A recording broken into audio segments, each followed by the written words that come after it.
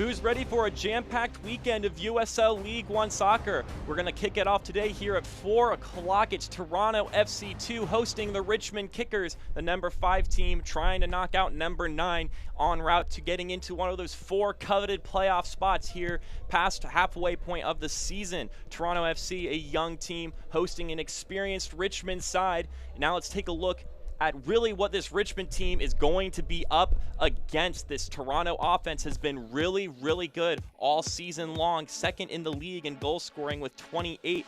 That is just 2 goals behind the league-leading North Texas, who happen to also be sitting atop the standings as a whole. But one thing Toronto themselves are up top with is their average goals at home, which is 2.7, a staggering amount, nearly 3 goals per game, including these past 2 matches they've had. And they have a lot of young weapons on this team, all looking to hone their offensive skills, including Griffin Dorsey, who currently is tied for 4th in assists on the season with 4 assists.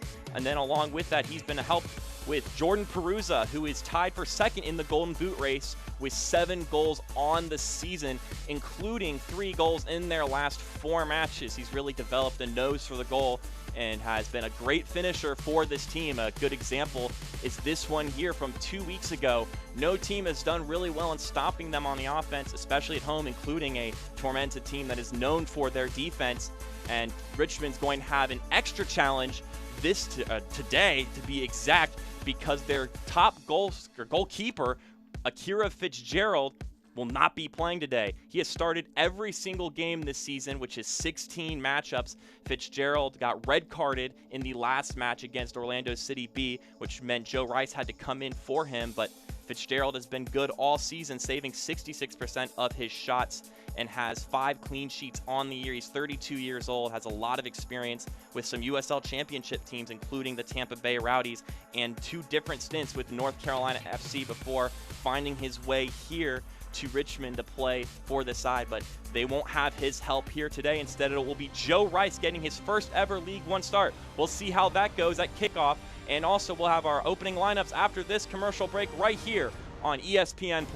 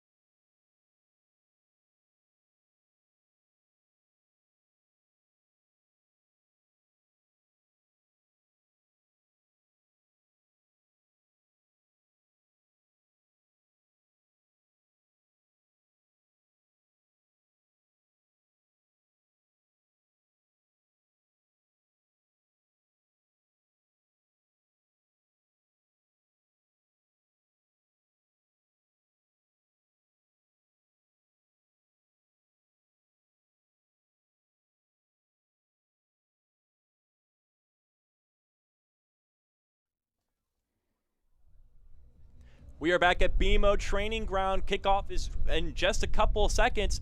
Right here we got Toronto FC, the 5th-ranked team, hosting the 9th-ranked Richmond Kickers in this matchup here today to kick off the weekend action here today. We've got another match tonight and then 3 more tomorrow. Looking at Toronto's lineup, pretty much your standard overall, except for the very top and the very bottom. Eric Kowalski getting just his second start of the season at keeper. Meanwhile, Ayo Akinola is getting his first ever League One appearance right at the very top of the formation for the home side, just 19 years old, but he will be in company with this young team. Now we can take a look at the Richmond lineup, and they are going to be donning quite the interesting one here. Haven't seen three defenders get donned all season long, but maybe going into a bit of a aggressive attack here, knowing they're going to have to keep up with this Richmond side. But of course, the big name to look at is Joe Rice, who is getting his first ever start in League One history. He appeared last week after Akira Fitzgerald got his red card, but this will be the first time he gets the starting nod here today.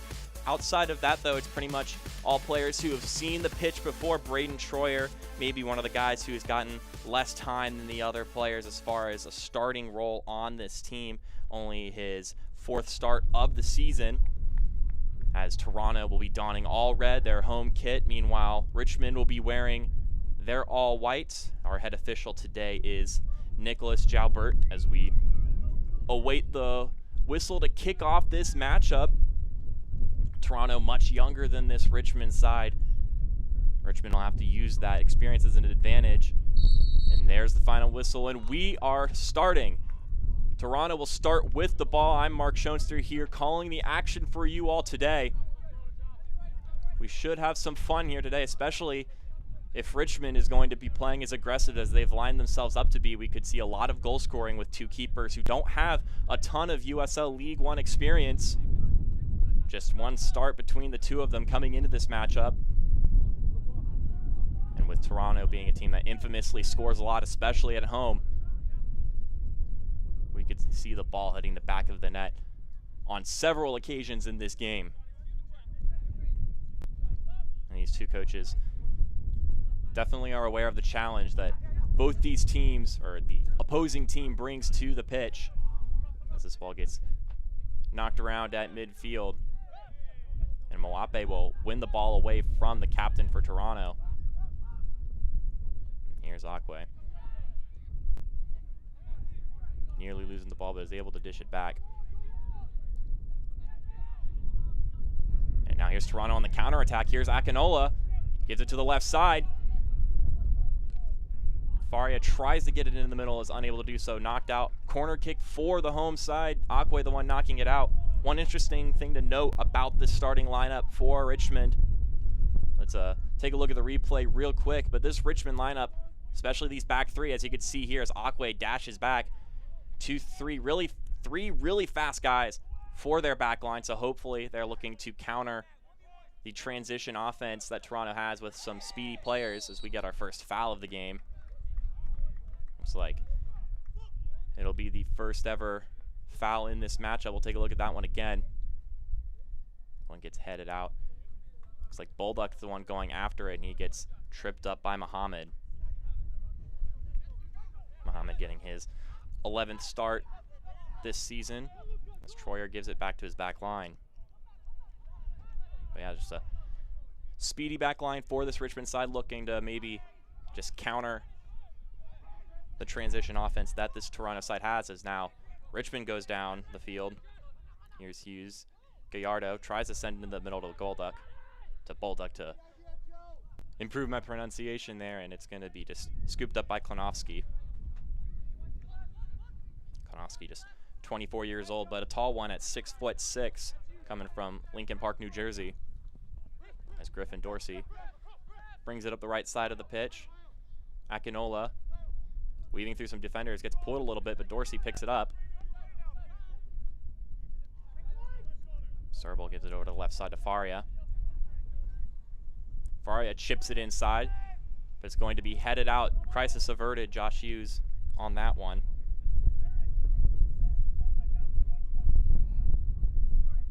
As we're going to get our second corner kick already of the game for Toronto.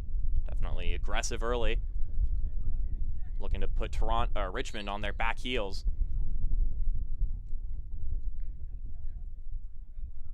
Faria will be the one to take this kick. 18 years old, 5'6". This is his fourth start, but has appeared in now 11 games on the season, Jordan Faria. And now here he goes. This one goes all the way over. Petrasso trying to collect it. Now it's Bunk Anderson, a goal-scoring defender. And we get a little bit of a collision here, and it'll be another free kick for the away side. Let's take a look at that one again. Braden Schroyer, the one on the ground. This one just gets knocked around a little bit, and Bunk Anderson just looking to keep the ball, and just a little bit of a collision here. And Schroyer, one of the guys who hasn't had as many starts as the other guys on the pitch right now for Richmond. But that experience is something that Richmond really needs to utilize here today against a young team in Toronto. Gallardo with a fancy little back heel. And they try to get it back to him, and he'll win the ball from Bunk Anderson, but he's trapped in a corner. And Bunk Anderson wins the ball back. And we're going to get a Richmond throw in deep in Toronto territory. We got Lockerbie. Gives it to Gallardo. And it's going to be escorted out for a goal kick. Not really too dangerous of an offensive opportunity for the Kickers. But Michael Rabaska, the head coach of Toronto, definitely has respect for this Richmond team, saying they are better than the results show. And he has respect for Coach Bulow for creating a style of play and being committed to it. Even when things haven't been resulting in wins, he's stayed committed, and he respects him for that. As Toronto progresses down the field, here's Akinola again. His first ever League One appearance and start. He demonstrates that he can just kind of handle the ball around and not get too frazzled by this pitch. Here's Okello. Sends it deep into the right side for Dorsey, but it's knocked away. But he tries to win it back, no foul called. Here's Romeo, sending it up real high, had a lot of hang time. And now Chin's gonna try to chase Muhammad down, but it's gonna be no use. And it'll just be Toronto ball once again.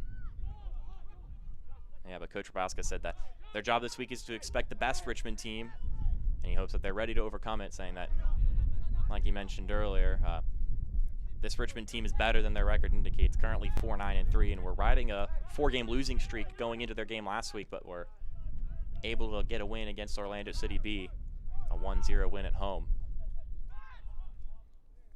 As Toronto now goes down the left side, Matthew Serval with the ball. Now it's Faria. Taking his time and deciding to opt back. Now Dorsey's got some open space. He's going to go through the middle, gives it a cut, may have some open space, gives it a shot, and it's going to be saved by Joe Rice. Getting his first save of the game.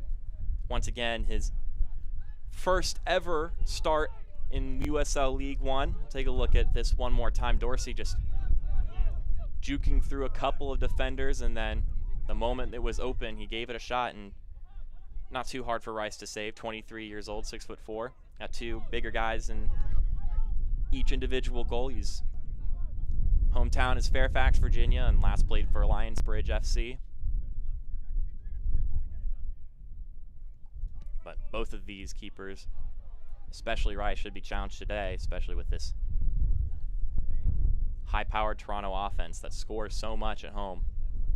Won't be the last time he sees a shot on goal. Despite that fact, Coach Bulow for the Richmond Kickers is pretty confident in Joe Rice, saying that he's a good kid, confident with his feet. He's a big guy, a good shot stopper. And he also has a good mentor in Akira Fitzgerald, as we get a steal, and it's going to be called offsides, the first one of this game. And this will be Ayo Akinola, the one being called coming back after that misplay by Richmond.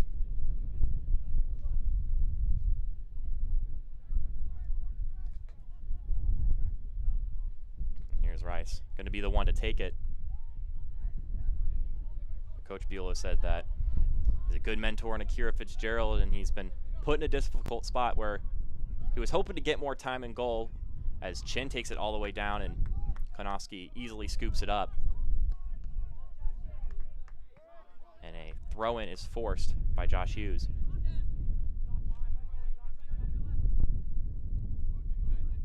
Dorsey don't want to throw it in. The last 3 starts he's had, he's played in the back. Usually he'd play up at midfield, but he's been in a right wing position. Here's Mwape. Got 3 red bodies around him. He's able to get it out. Now Akwe. They had the assist last week, ending the goal-scoring drought for the Richmond side. They had struggled for a while to get a goal, but Akwe assisted Dennis Chin, and they were able to get back in the scoring sheet. Serval gives it back to Avaye, the captain. Now it'll be knocked around the Toronto back line. Now here's Petrasso. He's got some open room.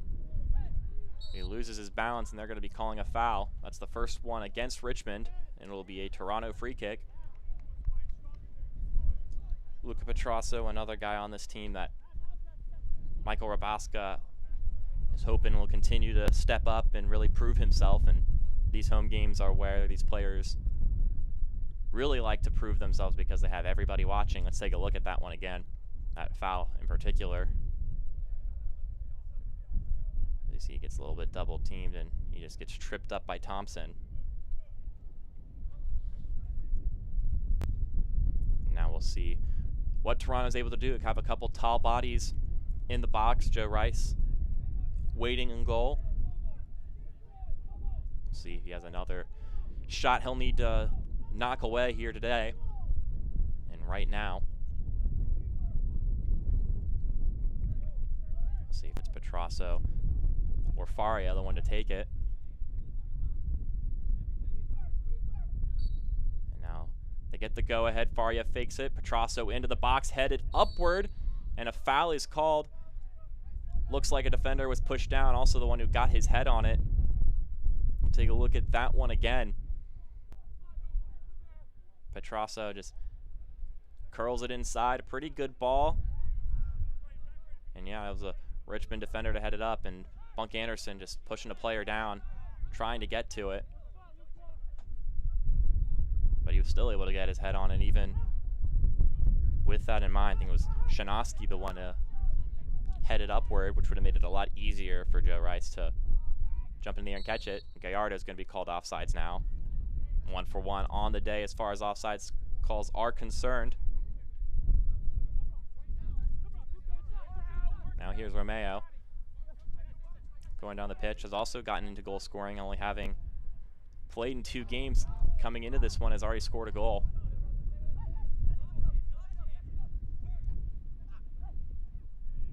Here's Troyer, another foul is called. Not going to play advantage, just going to give the free kick on that foul. Mwape getting fouled on the play. And they quickly reset it. Chin tries to pass it into the middle, picked up by Klenowski. He was looking for Gallardo, but the timing just was not quite there.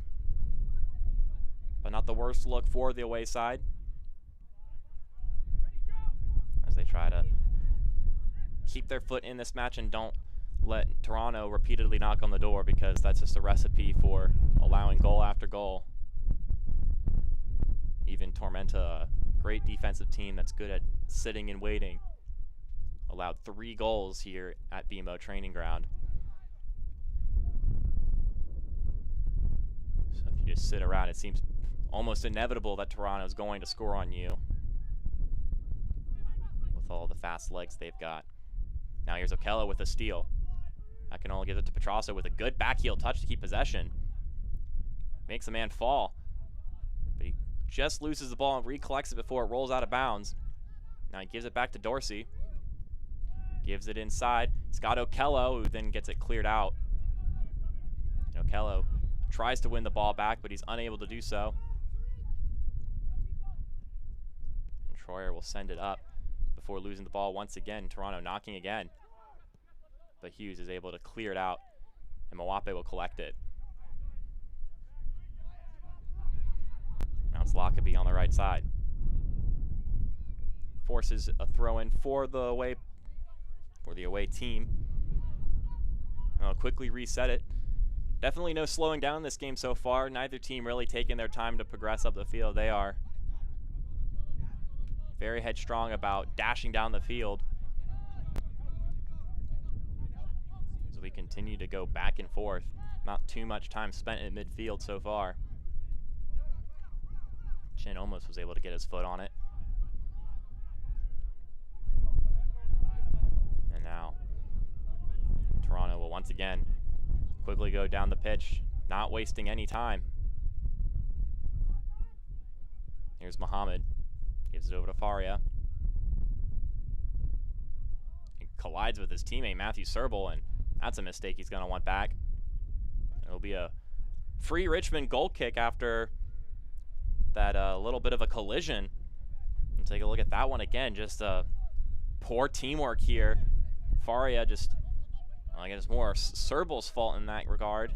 Just stepping into his lane and impeding the progress that Faria was making. Richmond can't complain about that one. Those are the kind of mistakes that you got to cross your fingers for almost when you're playing Toronto at home. And David Bulow, the head coach for the Kickers, acknowledged just how good this Toronto team is at home, saying that all these quality academy players looking to prove themselves, and they're a tough challenge, but one that the Kickers look forward to, which is definitely a good mentality to have despite their lack of success in recent weeks. But maybe last week's win can spark a bit of a run for the Kickers. They did well early in the season and then found themselves in a loss of form.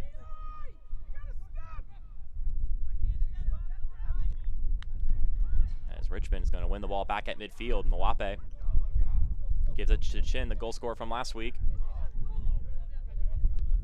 He kicks it back, Troyer. Now Richmond's going to reset just a little bit. They'll take a little bit more time at midfield than we've seen so far today. Akwe with the ball.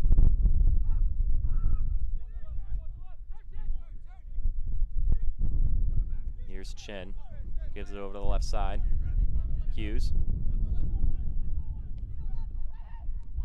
Here's Mwape. Chips it inside. He's got Chin, and he's going to be called off sides. An interesting look for the Kickers, but the assistant ref is on it, making it 2-1 today as far as offsides calls are concerned. On the season, it's 52-8 when it's at this home pitch at BMO Training Ground in Toronto's favor for offsides calls. So something we have to consistently keep our eyes on. Mwape almost steals it from Serval. Now here's Akinola. Getting hacked at, and eventually Bulldog's able to win it.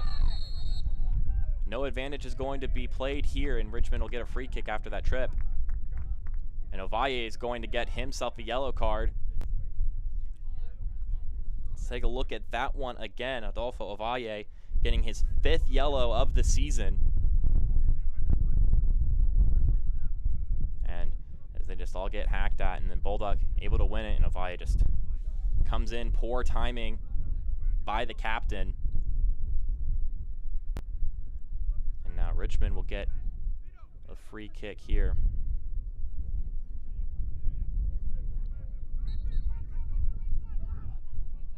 And with that in mind, that is a 1 card that adds to a yellow card accumulation suspension for Ovalle. He will have to miss a game after this one because of his accumulation of yellow cards. He was on watch this weekend, unable to make it even 20 minutes without getting his 5th on the year.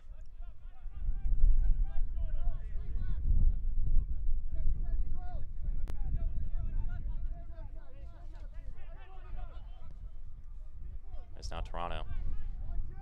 We'll bring it back up. Seeing a little bit of heat from this Richmond side pressing here at midfield, looking to force some more mistakes. Maybe trying to replicate what Toronto does to every other team here in Toronto. And here's Petrasso. Crosses into the middle. He's got Okello. Okello chips it inside. He's got some players. Serval with a shot, and it's going to go in for a goal. Matthew Serval puts Toronto up ahead. A couple of players missed on that one, but Serval on the other side of the 6-yard line, able to just knock it in there and giving Toronto an early lead. Petrasso just gives it inside. Nokello gives it a little chip, and a couple of players are missing on it, but Serval is able to just ricochet it off the ground, and Rice unable to go with a clean sheet here today in his debut, and he'll have to now watch as his team tries to play from behind. That's goal number 29 on the year for Toronto. If they could score another goal, they'd be matching North Texas. Of course, they play later tonight, though, at 8 o'clock. But maybe can challenge that team's throne as the top goal-scoring team in the league. And Matthew Serval getting his 4th on the season. And now Richmond will have to play from behind as we get another free kick. Select is the official ball supplier of USL League One and many of the finest leagues in the world. Since 1947, Select has been the leader in soccer ball quality and innovation. For the latest Select products and special offers, please visit selectsportamerica.com. Toronto now have done really well when they've gotten the lead. They're 6-1-2 on the season when they get the first goal. And now Richmond on a bit of a counterattack, but that pass was a little too far behind. Chin able to pick it up, though. Coming into this game, Toronto has led for 407 minutes. And now Richmond will have to add to their 521 minutes of trailing and look to make that list a little short, because there's still quite a bit of time in this first half for Richmond to have a response, especially with their aggressive pressing. Hopefully for the away side they can create some offensive opportunities and keep this game within considerable contention. You have to be careful, though. Toronto likes to hop on opportunities and take a bigger lead as Mwape dishes out of the left side. Here's Chin. He's entering into the box. He sends it inside. He's got no one there. Gallardo just off target. And Ovalle will just escort it out of the box and give it to Muhammad. So far, these passes into the box have been a little off timing. One reason for that could be the way this pitch is made. Most pitches in America are made with rubber pellets. If you've been to many turf fields, you'll be familiar with those. But this field here in Toronto is made of cork, which has a little bit more traction. As Bolduc now gets it on the left side. He's got Hughes, who he flicks it to, and Hughes is unable to force a corner kick, and Dorsey will be fouled on the play by Bolduc. It'll be a Toronto free kick. But as I was saying, this pitch is made of cork, which, although when you start running and when you're in running form, you're going to get faster than on a regular turf bead pitch. But for that moment of acceleration, it does take a little bit longer to get going. It may have been messing up the timing of these Richmond attacks, as they're not used to playing on this cork pitch. It just takes you a moment longer to start your run because your feet just sink a little bit deeper into the ground.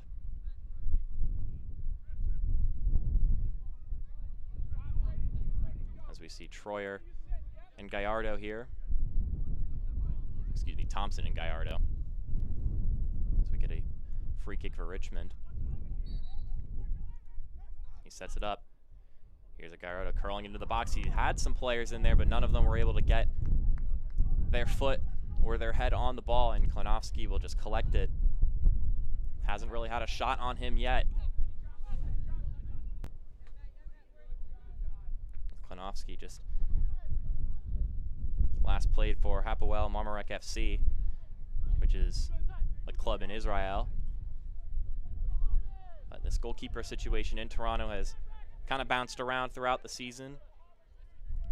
Coach Rabaska said sometimes it's because players are out on loans, or sometimes they have players because of loans. And so they've just been trying to figure out who they like for if they make the playoffs. And For the past few games, they've had Jan Filion in at keeper, but now they're giving the nod to Klinowski. So we get another throw in here for Toronto. Now here's Gallardo using some footwork, trying to juggle around some defenders, unable to do so. Serval, the goal scorer, gets it to Okello. Okello will chip it up and doesn't have quite the distance. As Dorsey heads the ball, we'll see.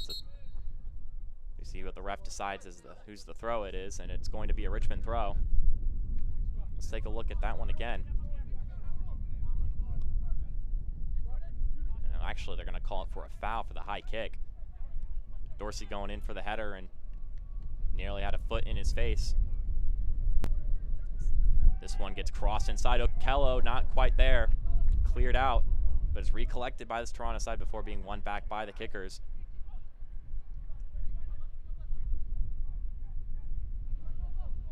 And this one's going to go back to Rice. Just be careful, make sure it's not a corner kick, and he'll clear it out. Chin able to keep it in bounds. Some good footwork. Gives it to Gallardo as a man behind him. And eventually the vice grip is able to come through for the Toronto back line. Here's Romeo. This pass is intercepted, and we'll go back to the Richmond back line. Mohamed storms up the field, keeping the ball for himself despite being triple teamed. And he's going to lose it doing that, and he does. Moffway got quite a few touches. Now Bulldog. And Dorsey throws him to the ground, and that's going to be a easy foul to call for the referee. Dorsey just getting his hands on both sides of Bulldog and pulls him back. We'll take a look at that one. Take a look at it again. This ball just goes to Bulldog, who is able to win around Dorsey, and Dorsey just starts grabbing him. And the ref is savvy enough to see it happen and won't allow Dorsey to get away with it as we get another whistle. An offsides call on Chin. 53-8 on the season, or 3-1 on the day. So we have a player down as this ball rolls out of bounds for a Richmond throw-in.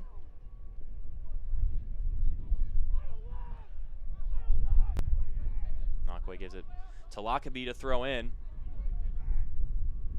He's hesitating before trying to figure out what he wants to do. Let's take a look real quick at the player that we saw go down. Tariq Mohammed is, looks like Mwape may have got his foot on top of Mohammed's foot, and maybe just some of that cleat just into his toes, which is not a comfortable feeling, but he seems to be doing all right. He's back up on his feet, issuing commands.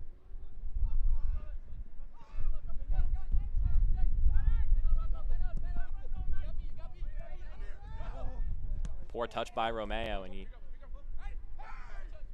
going to give Richmond a throw-in. Troyer with the ball now, knocks it back. This one gets sent over to the right side. Mwapwe gets the header. Richmond struggling to progress forward right now. They're just looking to find some open room.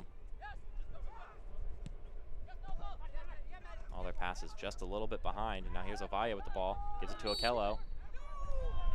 And they're not going to play advantage here. It's going to be a Toronto free kick. Bulldog being called for a foul.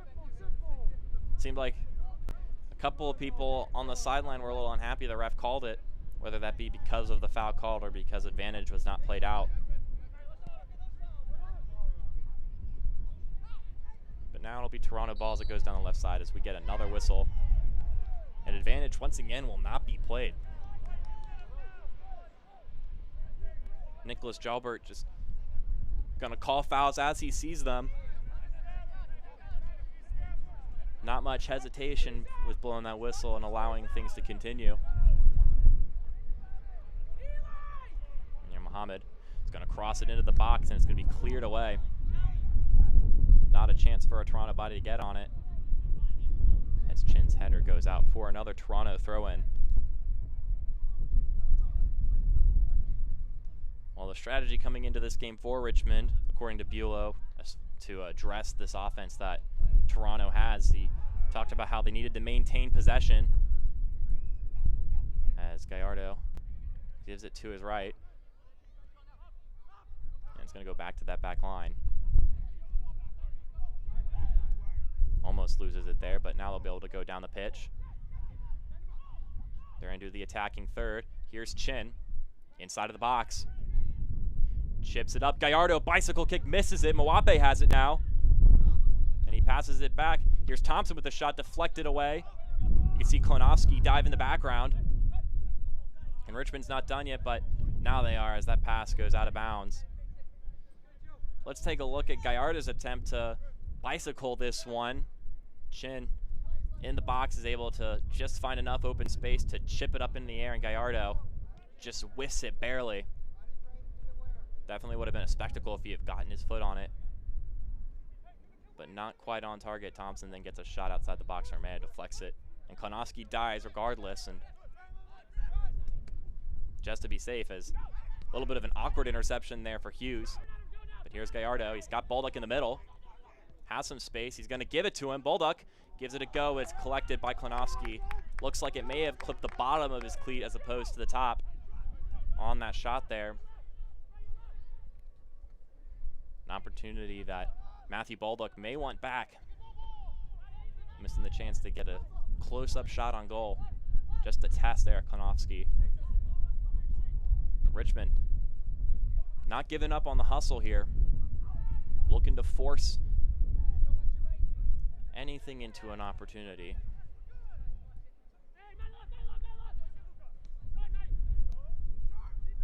Here's Petrasso.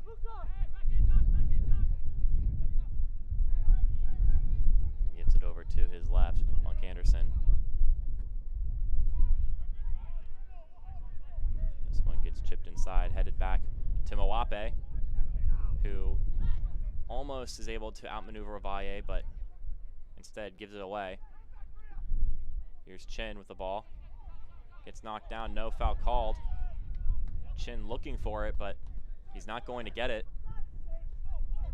Now here's Bolduc on the interception. Have a bit of a transition here, and then he loses it, running straight into Romeo. Now Hughes left side. Opts to give it back, and now Richmond will take a little bit more time before they execute any sort of offensive attack. They're unable to really get anything in the box without a deflection from a Toronto player. Definitely disrupting any sort of offensive attack Richmond has. Sakwe will take his time as they go up the pitch.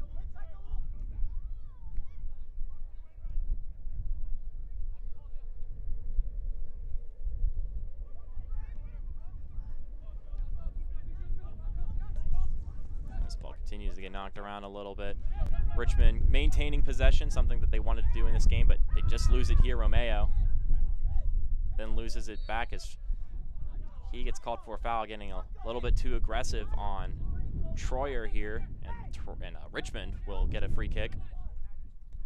Fans, follow Toronto FC2 and the rest of USL League One all season long on ESPN+, home of the USL, MLS, UFC, the US Open Cup, and more.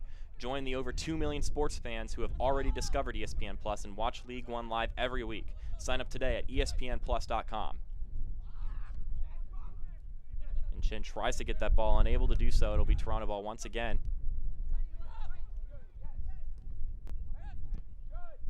This ball gets deflected upward, and Okello has the height advantage, but he gets double teamed, and Mwape will end up with the ball on the ricochet. Some good maneuvering by Mwape to create some open space. He's got some men up.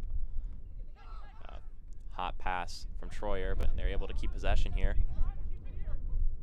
They're going to take their time and bring it all the way back to the back line. You know, this Richmond team, although their recent record would show that they could be down in the dumps. They've had quite the positive atmosphere, according to David Bulow. Currently, they are 1-4-0 in their last 5, but he says that their atmosphere is certainly better after a win, but overall, the boys are eager and looking to get some momentum going, and if they're looking to continue that momentum, they'll need to at least win back 1 goal in order to walk away here with some points, which has been difficult for most teams. Lansing was able to do it last week,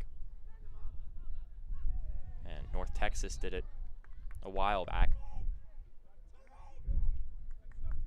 Madison being the other team to get that 3rd draw, though. 3 teams have drawn Toronto at home. As we take a look at this foul right here, Aquay just getting tripped down by Serval, the goal scorer, and Richmond will hopefully create some sort of opportunity here.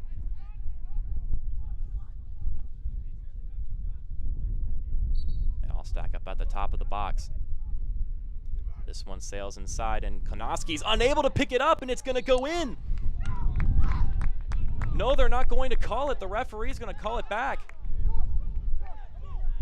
What is the decision here? A little bit of confusion.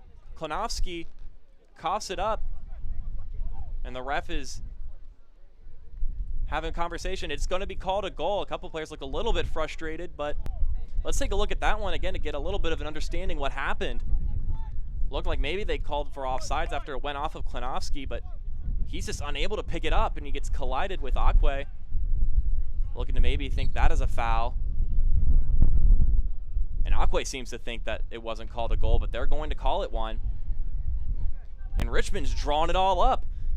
Not the most exciting fashion, but it does the job. Talk about one of your more confusing goals, but you can't complain. A goal's a goal, and we are drawn up here 35 minutes into the game. Well, Hab Aquay going to be attributed with that goal on that bit of a collision with Konoski, unable to catch the free kick, and you know, it may have been ugly, but it does the job as Muhammad gives it a look and Rice is able to pick it up. That'll be one to go back at and look at with some wonder. Take a look here at this shot by Muhammad as he just drives down the pitch and gives it a quick look. Had some speed on it, but then it grazed the ground a little bit too much, and Rice is able to pick it up or fall on it to be a little bit more precise. But if we look at it, Aquay able to get an assist last week and get a goal today. The guy, his first goal of the season, the 22-year-old defender from Ghana. Last played for New York Red Bulls 2, had 7 appearances and 2 assists. So we hear a bit of the wind here at Toronto. As reported, about 84 degrees at kickoff, which is about 20 degrees colder than Richmond had last week at home against Orlando, so definitely a good change of pace for them, even if it's still significantly hot.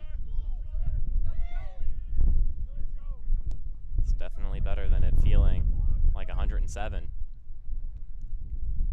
Meanwhile, Toronto's been able to sit at home for the past few games and have definitely enjoyed it. Been on a 5-game home stretch. This is the middle game, the 3rd one of 5. And Coach Rabaska has definitely enjoyed having a little bit of that break, saying it's nice. The week is dictated around the date of the game. They get to practice each day and don't have to lose a day to travel to their location and to travel back. And he also mentioned it's nice to just wake up in your bed and be in a place you're used to. And then, of course, these players like playing at home for individual motivation to prove it to the first team that they have what it takes. But outside of that, you just take away all those other variables of travel and away games. You can think about solely how to approach the next game and prepare yourselves accordingly. We get a couple of fouls here, and then Muhammad pushes Bolduca down after the play and gets a yellow card. Muhammad, someone infamous for getting carded in games, now has his 7th card of the season, his 6th yellow card. Let's take a look at that one again. Tariq Muhammad with a little after-course action. He gets called for the initial foul here. I don't think that was what warranted the yellow card, but that push after the play where the ref was not going to have it. And that's 2 yellow cards on the day for Toronto. They have the 4th most yellow cards coming into this game with 37, but now the count's at 39. Bit of a deflection there. No handball called. Faria has it. But Troyer is able to tackle it out. And it's going to be a Richmond throw-in.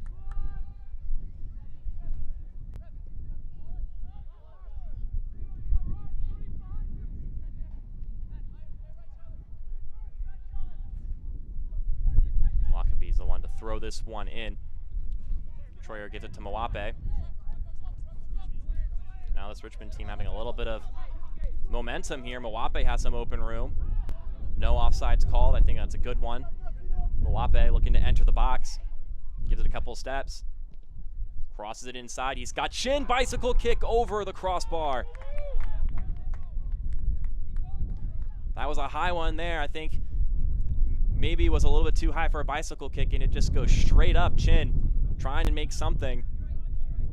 Inside the middle of the box would have been fantastic, but this one gets chipped up and Chin unable to quite get his foot over top of the ball to keep it level.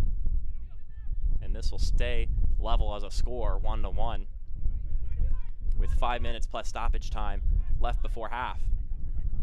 It's got some good halftime coverage, got some interesting news to break out, including some interesting content about Toronto. Mwape gets another touch on the ball. Seen a lot of touches here today, but with 5 midfielders, these midfield players have just been the core of this Richmond team so far, and looking to use that to their advantage. Definitely shaking up their formation, only leaving 3 defenders, maybe trying to get Toronto off their game at home. And Bulldog able to get around 2 players, rolls down the right side, enters the box, and he gets pushed down. And no foul is called on the play. Seemed like a foul to me, but the ref's going to let it play on. And Toronto is now going to have a little bit of a counterattack. They got Richmond players running down with them, though. And Faria is going to instead opt to take his time and give it to Dorsey.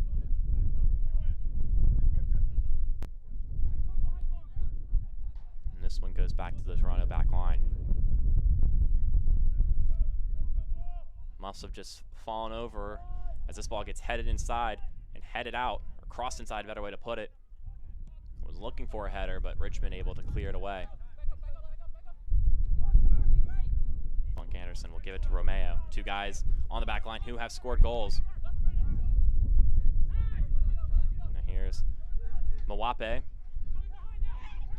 Gets knocked down by Ovalle, and he already has 1 yellow card, so he's going to get a warning here from the ref. Doesn't want to give him a yellow card yet, but Mwape is on the ground. Let's take a look at that one again. Mwape just trying to get around Ovalle, and he just gets knocked over, gets hit. And he's still on the ground. Hopefully he's doing all right. We'll see if they have sent trainers out. He's not moving too much, and here they come. I see some players getting some water for the Toronto side. You see Matthew Serval there, the first goal scorer in this game. We're a draw. We're drawed at 1 apiece. As these players all refresh themselves up, as we have some trainers check on Mutia Mwape. He gets help to his feet, and he's trying to walk it off. We'll see if he stays in this game or if they opt to substitute. Mwape, a guy on this team that David Bueller thinks very highly of. Last played for the Charlotte Independents, had 14 appearances, a goal, and 2 assists, and he's going to come to the sideline. Maybe they're going to let play go on and just wait for him to recover. That's what they're going to do. Not going to waste a substitution yet. They're going to opt to keep Mwape in the game. Next chance he gets, he'll be able to get allowed back into the pitch. Here's Chin. Left side, he gets it knocked away quickly by Dorsey. And here's Hughes, going to quickly, or almost was going to throw it in quickly, but decides not to. He throws it in. Chin gives it back to Hughes. Here's Bulldog. Bulldog's pass is deflected by Okello. He's going to head it away. Now here's Troyer, who loses possession of the ball. Akinola with it. And he's going to be fouled on the play. Akinola will be the one who drew the foul. Let's take a look at that one again. Troyer with the ball, and Akinola is able to win it, but Troyer keeps his hands just wrapped around Akinola and eventually gets called for the foul. As this one goes back into play.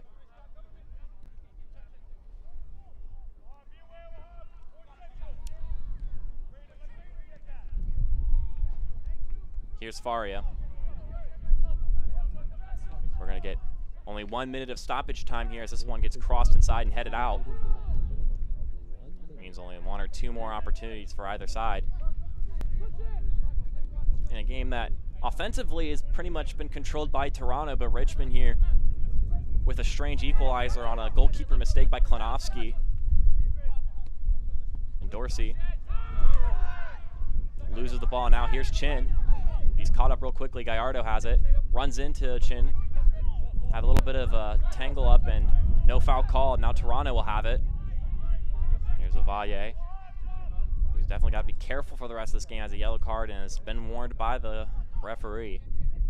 He's already accumulated a couple of yellow cards, but definitely doesn't want to get thrown out of this one, giving Richmond a 1-player advantage. As the wind gets real loud here in Toronto.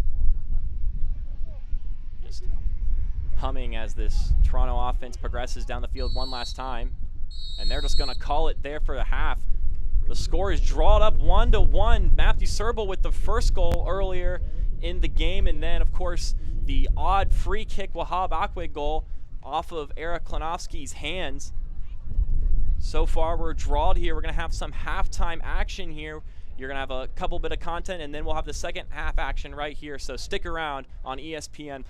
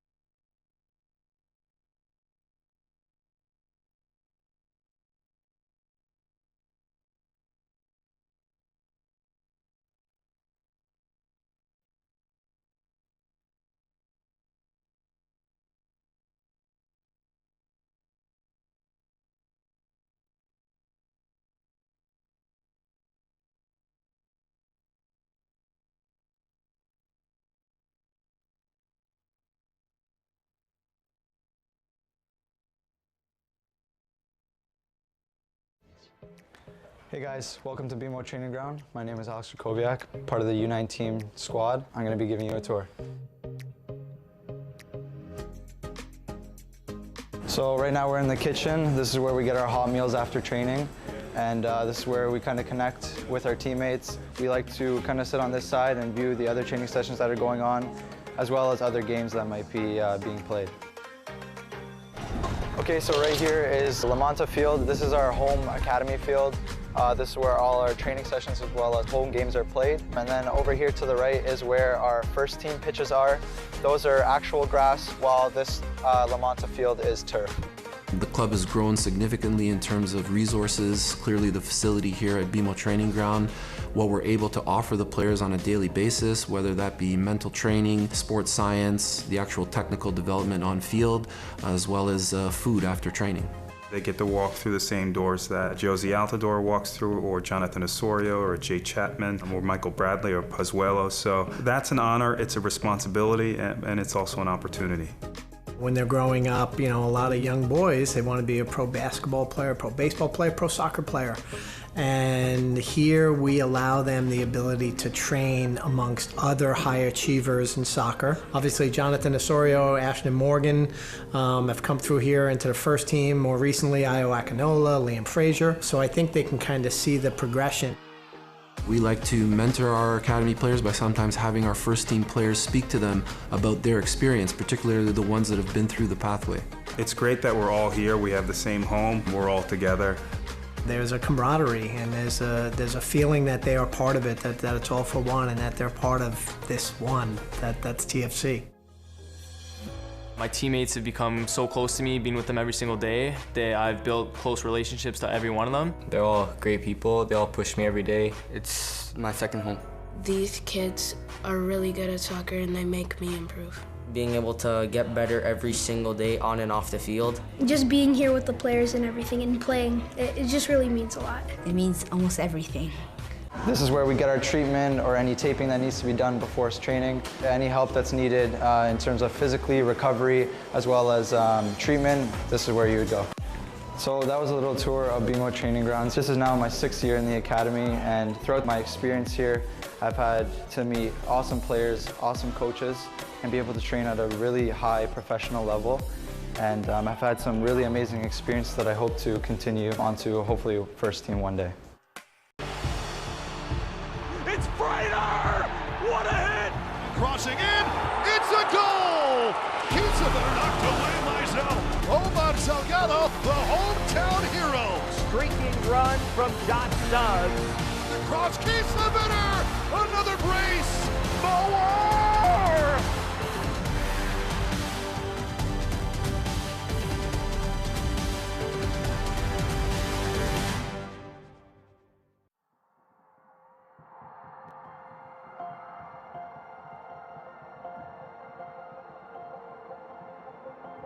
There's so much pride in this state. There's, I think, been so much pent-up demand in people who have just been looking for a way to shine and come through, and they're so capable. Some of the best people in the world live in New Mexico. This idea was sort of born from that, why don't we have a section in our stadium that is devoted entirely to the underserved, the underprivileged, maybe kids who would never have the opportunity to come do this, or public servants in our community, firefighters, teachers. It's really about uniting to the community. It's really about seeing positive outcomes for people. When I see a positive outcome for someone and I see someone start to believe in themselves more and understand what their capabilities are, it makes me feel so happy because I think oftentimes people aren't in a situation where they're able to really fully shine.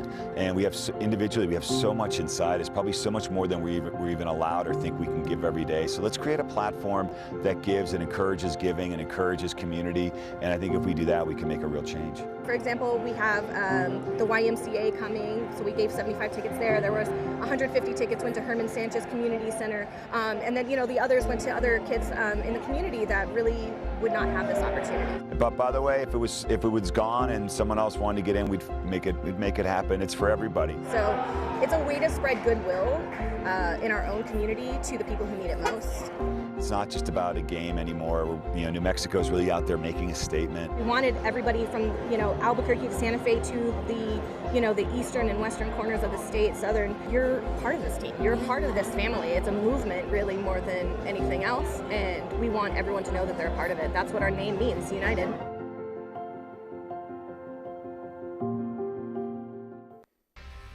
Let's take a look at some of the news around League One. First off, the big news this week, Coach Fernando of Orlando City B was cut this week, and so from now on, the Lions will be coached by Roberto Cibaja.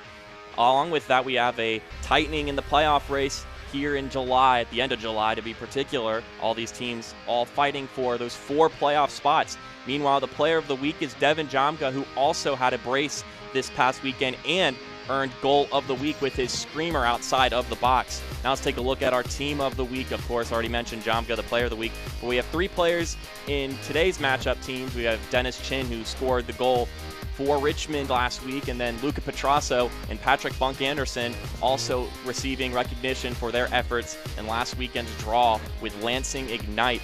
Moving on to the race for the Golden Boot, Jordan Perusa coming into this game is tied for second place with 7 goals after scoring last week against Lansing Ignite, but it's the familiar faces up top, Ronaldo Demis and Ricardo Pepi, who have seemed to sat on the top of this list all season and continue to dominate in this category. Meanwhile, looking at the assists leaders, of course, coming into this game, it was Griffin Dorsey, who was sitting at third, tied for third, until Connor Antley registered 2 more assists Wednesday night against Orlando City B, so he now sits tied for 4th place with 4 assists this season. Now let's take a look at our race for the Golden Glove. Of course, no one in this matchup is in the list, but Pablo Jara, currently leading in this one, has been for quite a long time. Currently leads the league in 9 clean sheets, so has been sitting up top of the rankings here in that category. Now let's take a look at some of the scores from last week if you needed some catching up. First off, Tucson upsetting Greenville 3-1 at Greenville.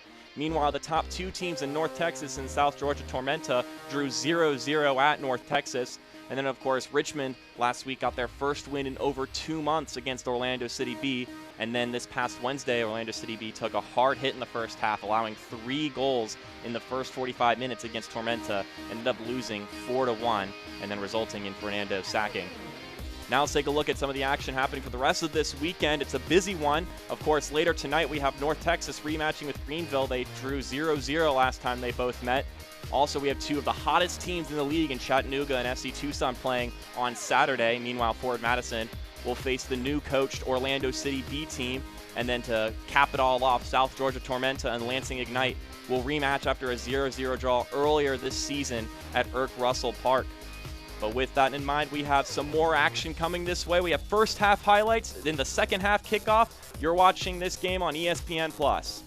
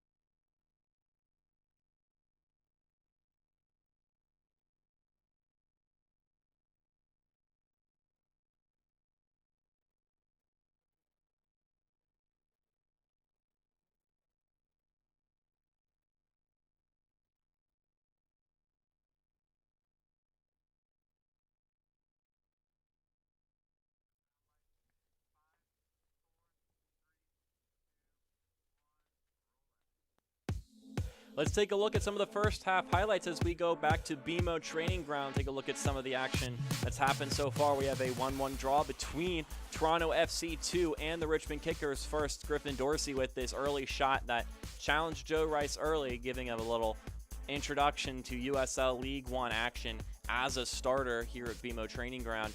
This game practically, for the most part, a Richmond sitting on their back heels, and now I take a look at Richmond getting behind here as Okello crosses it inside, and no one's able to get it inside of the 6, but then Serval just puts it away. Take a look again, Petrosso with a good pass to Okello, who has some good touches, chips it up, and after a couple players fall over, Matthew Serval is able to just bounce it off the turf and in for a goal and give Toronto the 1-0 lead early in this matchup. But this game has continued to press on, and here Scott Thompson sends this free kick into the box, and Klanowski unable to keep his hands on it. It was probably a little bit higher than he was expecting, and it slips through his fingers, and Akwe coming at him probably added some pressure, and now both keepers have been kind of entered into this game with a warm welcome of the opposing offenses. And as we take a look at some of these stats of currently the shot game is level, but it's Toronto's game for the most part, 56% of the possession, which is something Richmond usually is pretty good in as far as keeping control of the ball. But as the foul story goes, 2 yellow cards for Toronto. Meanwhile, Richmond still card free up to this point, and only a few fouls called on them in general. But outside of that, Richmond definitely looking to keep possession in this game and unable to do so as according to their game plan. Toronto just continually knocking in the attacking half. As we take a look at Matthew Serval, who's getting ready for the second half of action, scoring a goal in the first half, and Richmond will bring this one back into play. We're all drawn at 0 at this point. Maybe we'll see some more goals here in the second half. Both these keepers, not a lot of USL League One experience, as we get an offsides call very fast. Gallardo just getting a little bit too ahead of himself, and our offsides count goes to 4-1 on the day. Bunk Anderson gives it over to the right side, as this Toronto backline, who have done all right for the most part as far as holding up this Richmond offense, not allowing too many opportunities. The goal coming off of a set piece. Mohamed gives it back to Bunk Anderson and gives it back to Klanowski. We'll definitely have to forget that goal that was scored and keep his head into the game. As this ball rolls out of bounds, it'll be a Richmond throw. Nakwe will give it away. Lockaby, the one with the ball, as he awaits find the right place to put it into play, and it ends up just coming right back to him. He weaves around Faria, gets the ball back, but then he loses possession as the ball rolls into midfield, where Thompson will give a through ball to Mwape, who's got some space. He's in the box, gives it a couple steps. He still has control of it. Pass it over to Gallardo. He gets tripped up behind him, and we're going to get a penalty kick here. Joe Gallardo tripped from behind by Tariq Mohammed, and Richmond are going to go to the penalty kick line. A big opportunity for the away side. Let's take a look at that one. Mwape had a good look here and was able to keep possession of the ball, and then he finds Gallardo, and then looks like he does get a little bit tripped up from behind by Mohammed. As we see, Richmond is 1 for 1 on the year on penalty kicks, and Gallardo will be the one to line up for it. As meanwhile, Toronto has faced 4 on the season already with 1 save out of all of them. Let's see if Gallardo, who hasn't scored in quite a while, can get back on the board. Has 4 goals on the season. The 21-year-old waits. Winds up, steps inside, and it's saved away, but he got a rebound. Another look, and that one will go in. Richmond take the lead 2-1. Great save by Klanowski, but Richmond was able to rebound it in. Josh Hughes, the one on the goal. Let's take a look at that one again. 27-year-old midfielder from Fort Worth, Texas. Klanowski Konofsky able to dive to the right side, but he punches it right back into the field of play. And Josh Hughes gets his second goal of the season. Last played for Nashville SC, and now Richmond has the lead early in the beginning of the second half. For 2 years, he played for the Baltimore Blast, which is a major arena soccer league team. He had 11 appearances and 2 goals. Now Richmond has a quick steal, but handball is going to be called here on Moape as they're trying to hop on some more opportunities. Richmond looking to pick up some momentum. Definitely 2 unorthodox goals if you look at them, not from regular game action. A penalty kick rebound goal and a free kick that went through the hands of the keeper, but Richmond has the lead, and Toronto now has to play from behind.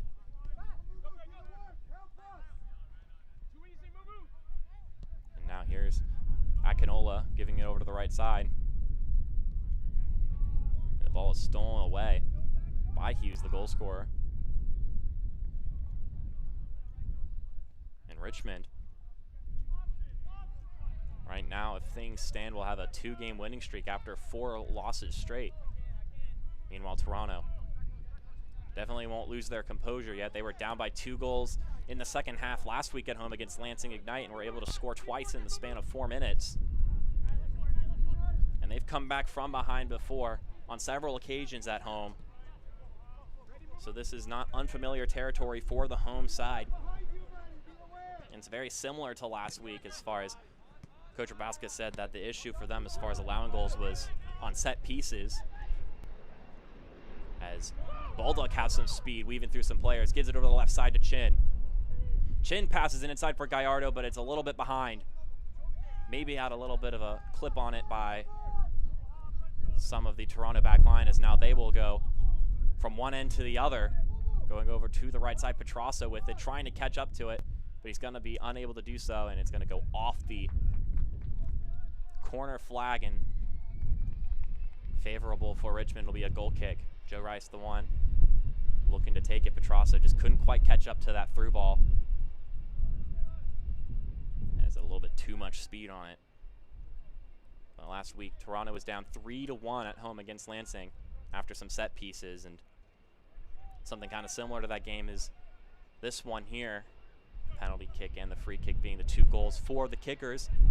Rabaska said another thing that really hurt them was how they did lose a penalty kick in that game in the first half, thinking they were going to go into the locker room with the lead, and then instead went in with a 1-1 draw.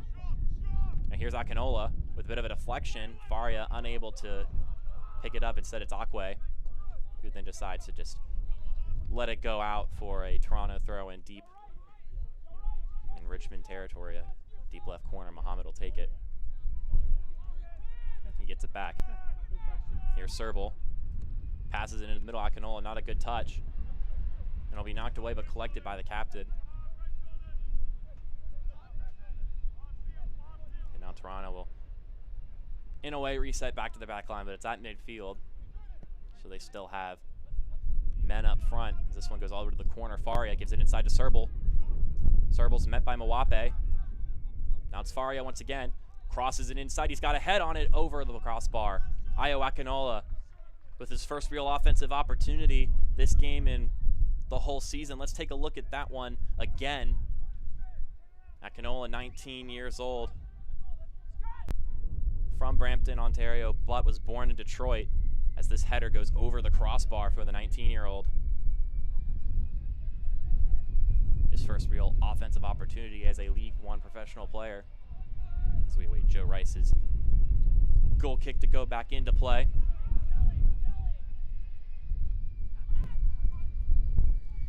And now here's Serval just winning the ball right back. He's got some room, gives it a shot, saved by Rice. And this one's gonna roll all the way out for a Toronto throw-in. Let's take a look at that one again. A good thought by Serval. He had some heat on this one, just packs it. Didn't have a lot of spin, some knuckle on that shot.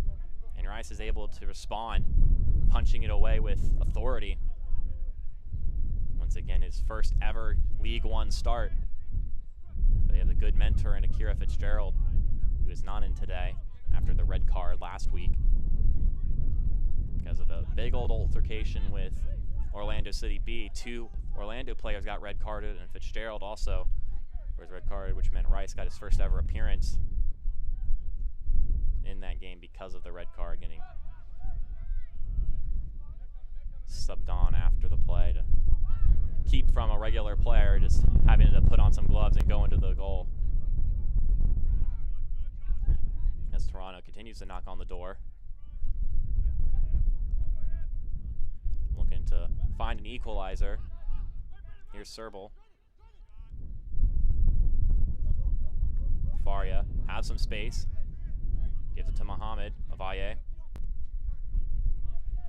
This is going to go over to the right side. Dorsey, right channel, passed into the middle, and it's going to be just go right into the feet of Scott Thompson. This will get almost cleared up, but Toronto's going to win it right back. The pressure continues. Here's Dorsey, crosses it into the middle, and it's going to be headed upward. Rice is going to call it and catch it for himself. And now if he can get it to his teammates, then this offensive barrage will finally end. Take a look at this one again. Dorsey with a pretty good ball into the box, and it's just headed up by Akwe, who has some height to him, 6 feet tall. Definitely worked to his advantage here as we get a foul call, and it'll be a Richmond free kick.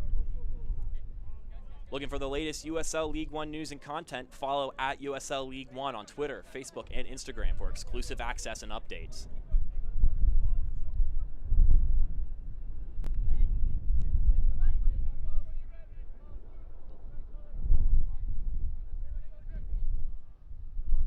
As this one goes over to the left side for Chin. Chin in the left channel, passes it into the middle. Mawape trying to get there, but Mohamed will collect it first. And here's Lockerbie, who collects the clear. He's got some space. Now it's Troyer. Right side, poor pass, but Gallardo also unable to get to Mawape. 2 times in a row, just finds Mohamed's feet. Now here's Akinola. He's got some speed to him, trying to get around Troyer. Decides to stop and consider his options, gives it back to the captain. Now it goes over to the right side for Faria. This one gets deflected around. It'll be Richmond ball once again. Also, I'm getting a notification that Wahab Akwe is not going to be attributed with that first goal for Richmond. It's going to be an own goal on Klonowski as Chin has some open room, but he's being met by Romeo. Good defensive play. As Chin gets boxed out of that one. A quick turnaround on that through ball by Richmond, and Romeo is able to just keep him out.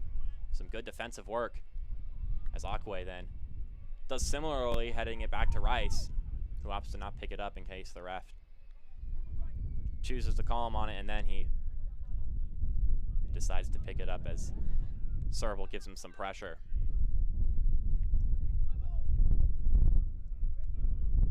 Here's Mawape with a bit of an interception. Weaves it around. He's got Gallardo, and he gives it to him.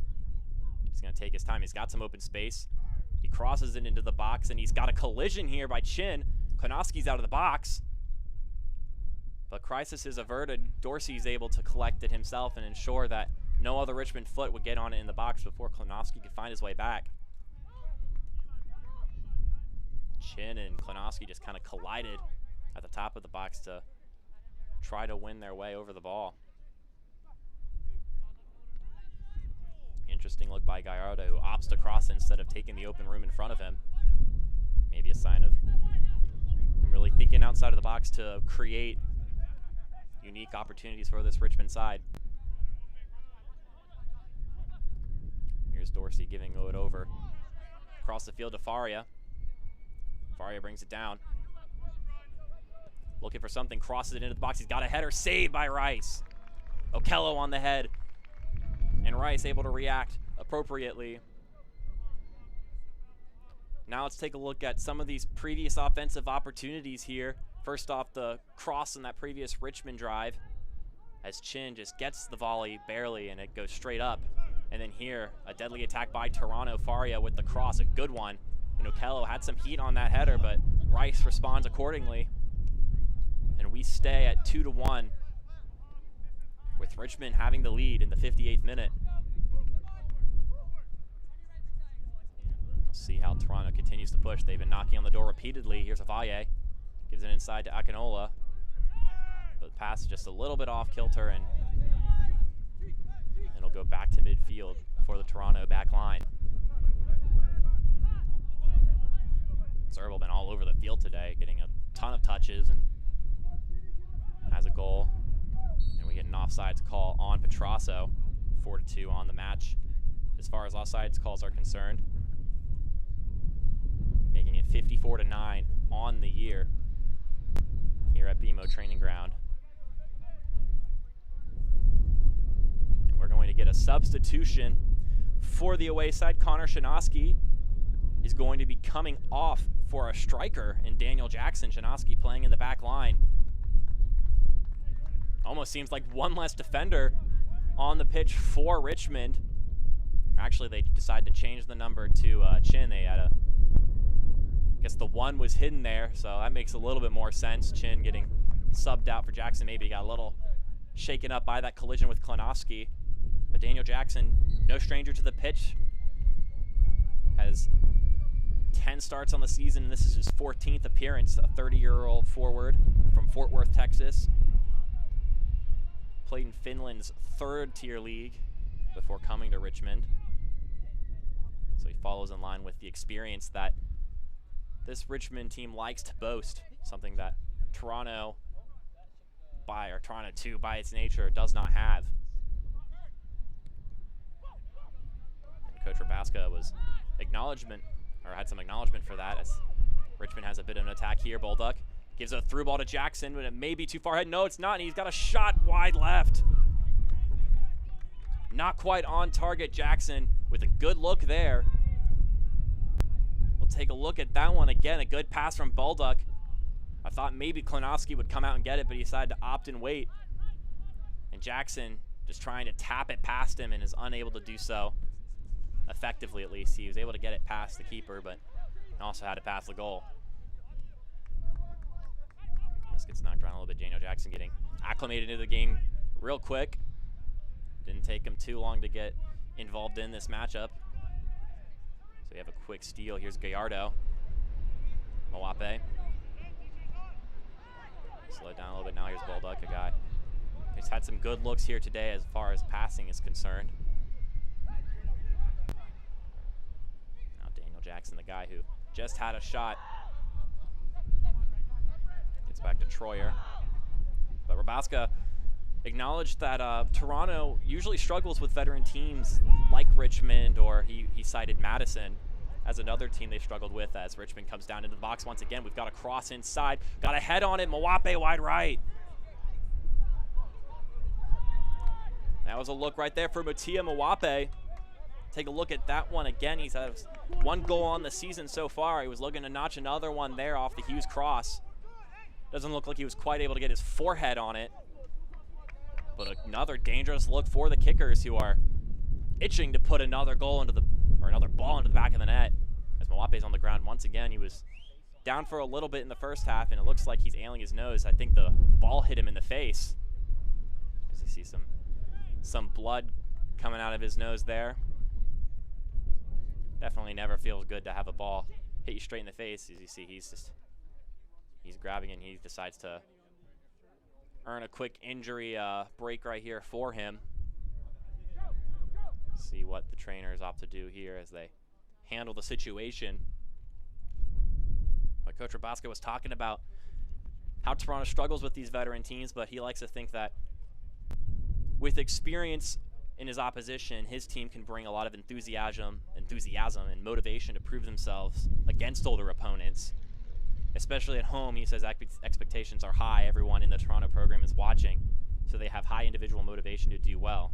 And he adds that if there's a lot of pressure on them, and they know that if they can perform under these conditions, then they can potentially do the same on the first team. So although it brings a tall order for the home team, Rabaska thinks that it's also a chance for them to really prove themselves, and it is a chance to see who is able to make that next step.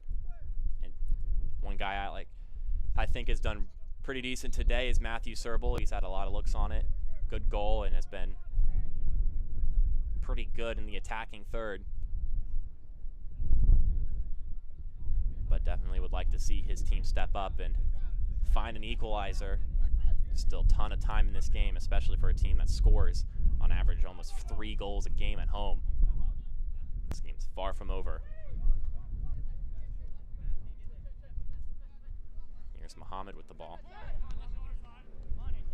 Gets it knocked away by Bulldog, but Okello picks it up. Chips it over to Muhammad. His space is closing off, and he just knocks it sky high. It just sails all the way out of bounds for a goal kick.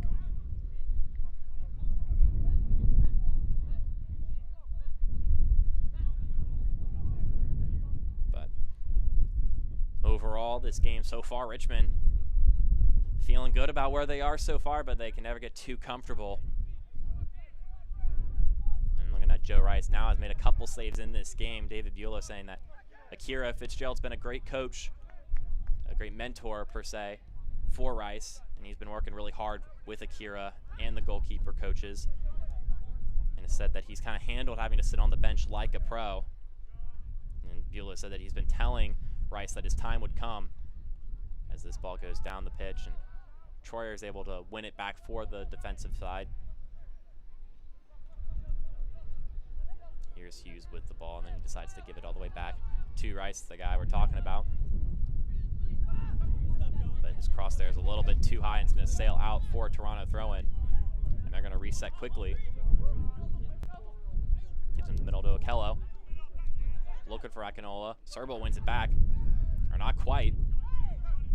Bulldog winning a lot of balls here in this game, stealing it several times. Here's Dorsey. Now Petrasso. He's got some space. He opts to give it over to the left side to Faria. Crosses it inside, cleared out. Hughes is the one knocking it out as we get another Toronto throw-in as they begin another one of their offensive spans where they've just been sitting in the attacking third for minutes at a time, consistently knocking on the door. One of these times they could potentially get a good look on goal and challenge Joe Rice to make some good saves as they opt to reset it back in midfield. Here's Dorsey, some good footwork. He's just dribbling around everybody before he finally gives it over to Faria. And a bit of a miscommunication, but he's able to win back his own pass. You don't see that too often. Now here's Muhammad. Gives it back to Avaye. Kind of a stifled pass to Serval. He had some open room, but just didn't have enough speed on it. And now Richmond looking to get back into this one, or at least get it out of their corner. They're attacking third, because right now Toronto just continually presses it back into their own possession and has another offensive opportunity, causing Richmond to continually buckle down. Now it's Muhammad once again. Crosses it inside. He's got Okello with a header side of the net. Another dangerous look, but Okello unable to get it on target here. And we're going to have another goal kick. Let's take a look at that one again. Here's Muhammad with a pretty good ball into the box. Had some hang time, and Okello just a little bit too far right to get this one on frame. As this one gets kicked in shortly to Thompson. We're hearing a couple gusts of wind once again.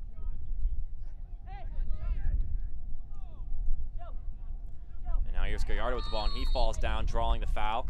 We have a substitution that happened while we were looking at that replay. Jaden Nelson coming in for Jordan Faria. Nelson getting several appearances as of late, has had 2 starts on the season, and now it's his 6th appearance. I even asked about Coach Abaska a little bit about Jaden Nelson, and he said that he's got a bright future, and we figured his skill level was too high for the academy level, so League One was a perfect place to put him to make him play with men and be uncomfortable. He attributed that he's very individually skilled, so we want to see him improve his ability as a team player, and he thinks that he can learn and hopefully will help him grow into the player they think he can be. You see him there, donning a lot of hair. Hard to miss. As Gallardo prepares himself for the kick, he decides to just give it a shot. It may have deflected off the defensive line as the ref waits and then decides to issue the goal kick, and now we have a substitution.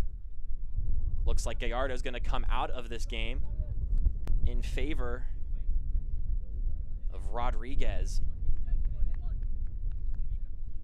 Rodriguez coming in, Maxi Rodriguez to be more particular, has played 14 games and started 14 games. This will be his first time he's appeared off the bench.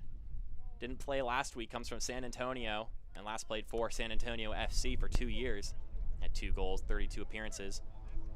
Now it's both of Richmond's strikers being subbed out for 2 new guys. I'd also like to point out that Mutia Mwape is now donning number 34. Must have gotten some blood on his shirt earlier, his number 80. To avoid any confusion here, he's not been subbed out. That's just him donning a second kit. You can see he's even got the number 80 still on his shorts as we get another foul called, and this one's going to be deep in enemy territory for Toronto. Akinola getting fouled on that one. This is a chance for a set piece for Toronto.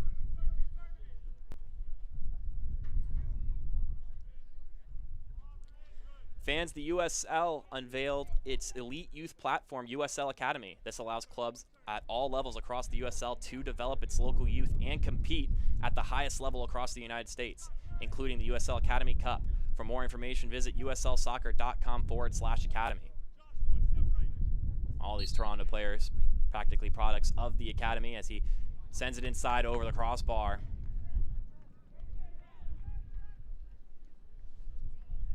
That shot not really threatening Joe Rice there, but as we're just talking about the USL Academy, Matthew Serval and many of the other players on this Toronto team, practically all of them products of Toronto's academy. As we were talking about earlier, Jaden Nelson, still in a sense in that academy, but is playing up. The ref blows the whistle, and this one's going to be won back immediately by Toronto, but Bulldog is able to knock it out. Mwape unable to collect it, and it'll be Toronto ball after that exchange of possession several times. Toronto continuing to just press on this Richmond defense.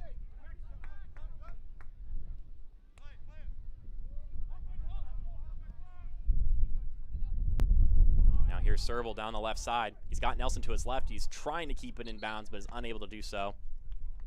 Sends it rocketing into the atmosphere. And then it'll be a Richmond throw. Actually, they're going to call it a goal kick. Must have gone out the goal line before curving around. Have a bit of a weird exchange of events. The camera didn't catch that one. But we're going to have a corner kick here. Got a little lost in transition, but looks like that offensive opportunity for Toronto was luckily averted. At least luckily if you count it from Richmond's perspective, but another opportunity for Toronto. This one goes inside, and this one's headed away by Lockerbie, but Ovalle has a chance to send it back in. This one's headed up. Here's Serval. Muhammad and Nelson. Nelson tries to give it to the right side, and it's intercepted. And we've got a deep through ball to Mwape. He's got some space, but Muhammad's catching up. He's able to weave through them, almost nearly not even looking at them. Gives it a shot, it's deflected and picked up by Klinowski. Interesting display of awareness by Mwape, who didn't even look at the defenders that are pressing on from behind, but felt them coming and was able to step accordingly. And we have a couple players trip up, and it's going to roll all the way back to Rice. Nelson tries to force a mistake inside of Richmond's box, but Aqua able to keep his composure. There's Lockerbie. Rodriguez gets himself a throw-in. Let's take a look at a replay real quick of that pass. Great look by Rodriguez, who just sends Mwape running, but Tariq Muhammad with some great speed catches up, but Mwape with a great step splits Dorsey and Muhammad and is able to get a shot, but it had a deflection, making it easy for Klonowski to scoop it up.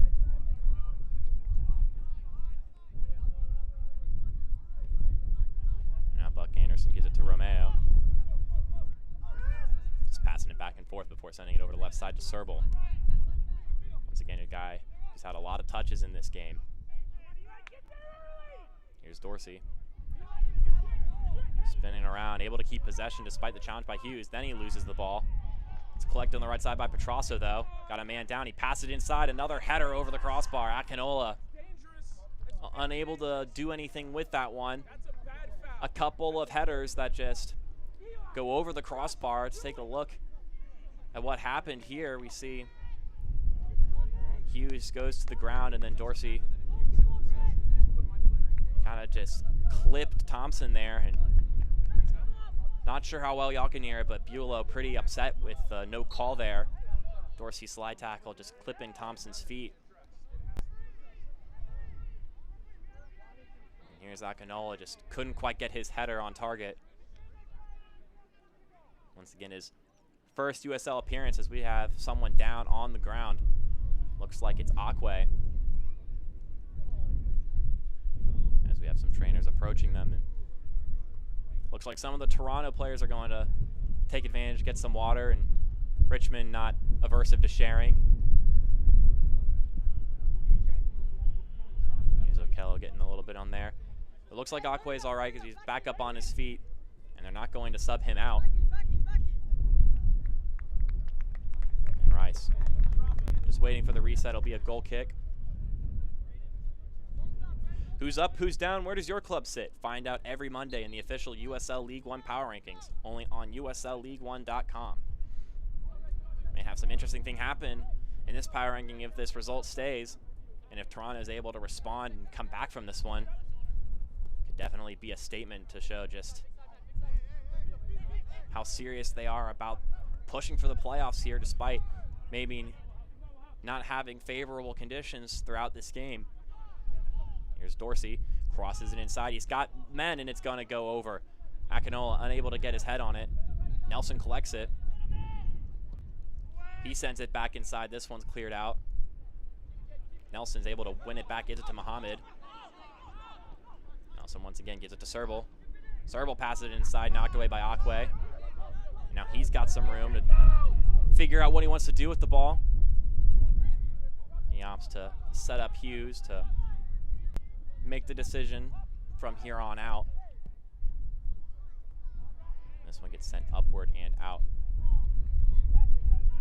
But Romeo actually just barely grazes it as it hits the sideline, and it'll be a Richmond throw-in.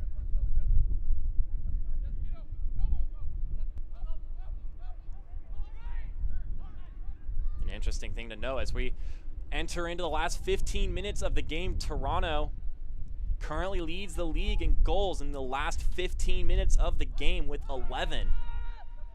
So this game is far from over, and there's not even a single other team that has over 7 goals in the last 15 minutes. So Toronto definitely prone to late goals and have done it often. So Richmond can't relax at all in this one, in Toronto. We should expect to continue to push as this game wears to its dying minutes. Here with the 78th minute, about 12 more minutes of regulation to go, and then added time. Had a couple injuries, so we may have like 2 or 3 minutes considering what the refs decide. Been a collision there, Mwape and Nelson. But Nelson seemed to fairly win the ball. Now Romeo gives it over to the right side. Back to Avaye. As Toronto looks to find their way down the pitch once again.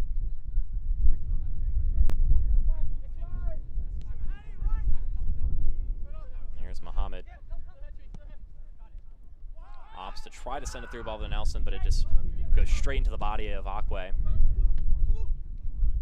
This one gets knocked around a little bit. Punk Anderson racing, making sure Mwape can't get his feet on it. Now here's Nelson.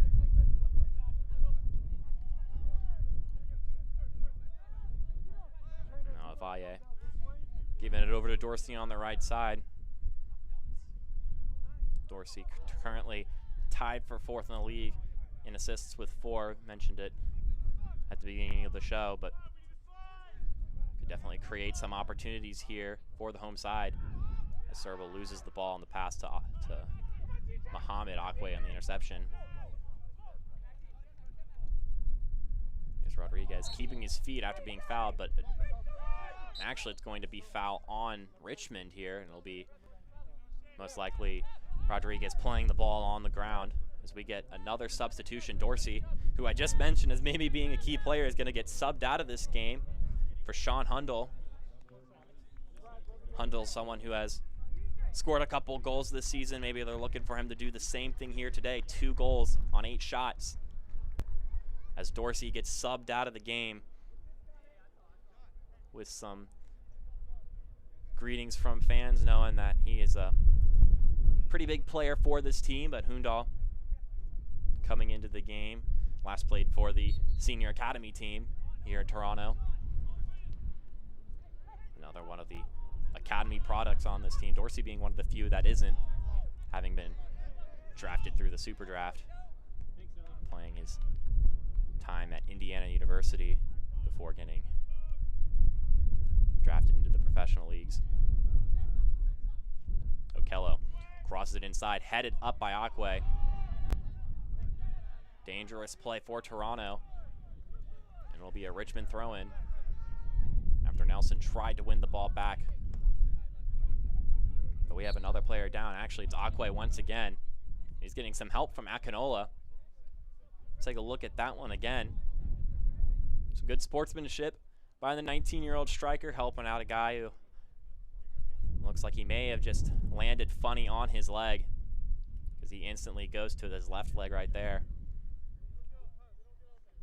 And now his right leg's getting stretched out by Akinola. And he gets helped back up to his feet. You definitely love to see that. Despite how aggressive this game can get sometimes, it's always nice to see some good sportsmanship.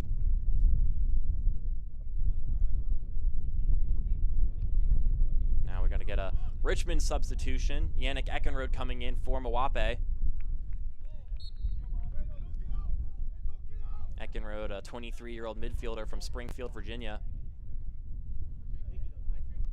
coming in for the midfielder who was trying to make something happen on several occasions. May have had a handball there, and it's going to be a Toronto throw-in, though. Here's Bunk Anderson. Another guy that could potentially look to, scored 5 goals despite being a defensive player. Just a lot of set pieces. He's able to get his big body in there, 6'2".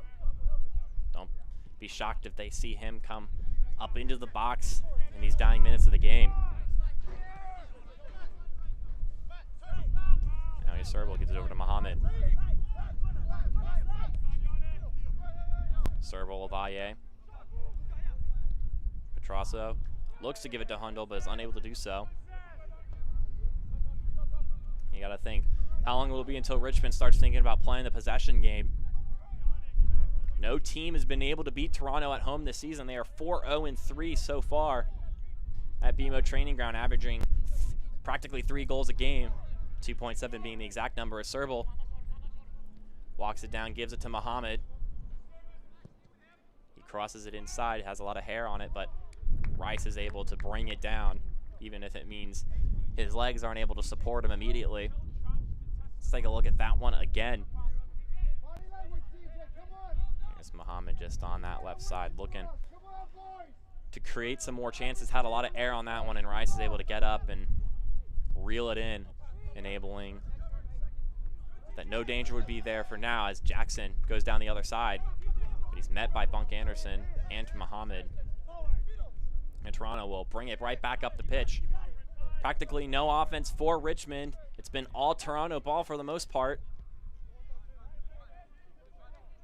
As Petrosso gets it now. Now Hundle looking to make something happen. Tries to force a corner kick, it seems, with the back heel. Unable to do so. And this one will get cleared out, but the back line of Toronto will collect it. At this point in time, Toronto has almost 61% of the possession in this game. As Akinola brings it down the pitch, and now Muhammad crosses it inside, and it's cleared out. Nothing all too dangerous for the Toronto offense so far, but time is still here. And late goals are not unfamiliar to them, as we previously discussed. Now Muhammad gives it to Serval. Ovalle, Okello. Now Petrosso has the ball, decides to give it a shot, saved by Rice. That one looked on target and had some heat on it, and Rice able to punch it away. He gets congratulated by Akwe. Once again, this is his first start in USL League One history. And he is able to punch it out as now Serval gets subbed out of the game. And look out, here comes Jordan Peruza, 7 goals on the year, and he is now on the field. Tied for second in the Golden Boot race, and Toronto just waiting on that opportunity as this ball comes in, and it's headed out by Richmond. But this is serious. Richmond really has to be careful now. Peruza has done really well, especially in the past few games, scoring 3 in the last 4, including the last 2 matches. And Rabaska has said that Peruza's become a lot more consistent recently. He used to play for big moments and would try to get a lot of touches on the ball in midfield, where his goal-scoring odds are slim to none. But instead of forcing the game, he lets it come to him, and that has resulted in 3 or 4 good opportunities each game. And we'll see if he gets some opportunities here with just 5 minutes of regulation and then added time to make something happen. As we have a quick transition, Hundle, and we have a player down, and his just completely sprawled out, not even trying to get back up. And there he goes. And this one gets crossed in here, headed out by Akwe. Now here's Nelson, looking to create something happen, steps into the box. Passes it inside, knocked away by Akwe, and that's going to be a corner kick. Let's take a look at that last shot that we had right here. Here's Petrosso. That's saved by Rice. Definitely looked like that was going to be on frame, and Rice was able to punch it away. And that corner kick's going to be knocked out. Muhammad chips it back inside, saved by Rice, getting challenged several times. But Rice has been waiting his due time to get this opportunity, and David Bulow said that he knew that once Rice got that chance that he would trust in him, and that he would be able to showcase his ability, and that Rice has been excited all week. He's been training well, been vocal, had some good communication throughout the week leading into this game, and definitely excited for this opportunity as we get a foul here on Toronto. Richmond trying to hold this one out until the final whistle to give them a second win in a row and the first to ever do it here at BMO Training Ground, as we get a yellow card on Bulldog. Must have been some exchanges after the foul was called. Bulldog getting his 4th yellow card of the year.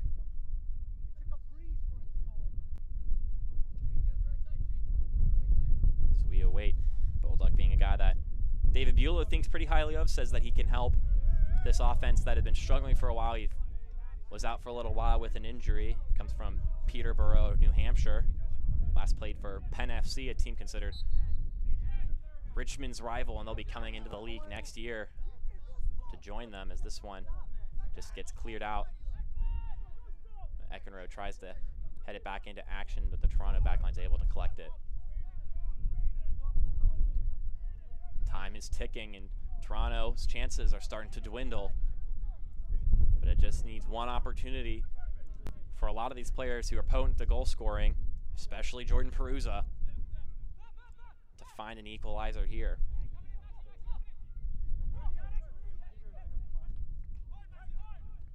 Here's Avalle with the ball, but slide tackled away. Rodriguez on the tackle, and this one's going to go all the way back to Klinowski. Definitely going to be a big last few minutes in this one. Here's Peruza getting seemingly his first touches on the ball, and he loses possession. And Richmond just trying to draw this game out. Almost a big mistake there, but Richmond able to recover from it as this one rolls out for Toronto throw-in. Now here's Nelson. Going down the left side. Looks like we have a player down. I think it's Avalle. Actually, it's Peruza, the one down. And we're going to get a foul. Quickly reset, but the ref's not going to allow it. Nelson trying to catch Richmond on their heels. Here's Muhammad. Bringing it down. He's got some space, but it's going to be closed off by Rodriguez as they kind of tangle each other. And both fall to the ground. Rodriguez a lot faster to get up, though. Here's Bolduc. Driving it down the right side of the pitch. He's able to beat Avalle. Maybe able to kill some time here. Passes it to the top. Got a shot wide right and just way too high by Rodriguez. Looks like he may have slipped on the shot. And now Toronto about to reach the 90th minute. Or at least we are in the 90th minute, but that reached the 90-minute mark. This goes over left to Nelson. Brings it in, gives it to Muhammad. I see a lot of players coming up now at this point, you would think. Crosses it inside, it's saved by Rice. Good jump on that one, and we're gonna have 5 more minutes of stoppage time. This game is not over. We've seen some crazy things happen in stoppage time here in League One. A couple weeks ago, we had a couple of events, including Orlando getting an equalizer against Chattanooga, and then 3 different goals happening in a wild Lansing Ignite Forward Madison match that will probably go down as the most wild one of the season and maybe one of the wildest in League One's history. Needless to say, this game's far from done. But Richmond does draw a foul here. Josh Hughes, one of the goal scorers for this Richmond side, the one who got the rebound on the penalty kick to give his team the lead after being down 1-0. Now let's take a look at that one again, that foul in particular. This one rolls over and Petrasso just doesn't challenge the ball, just gets Hughes' foot. This one gets put back into play, and Richmond looking to press in the box.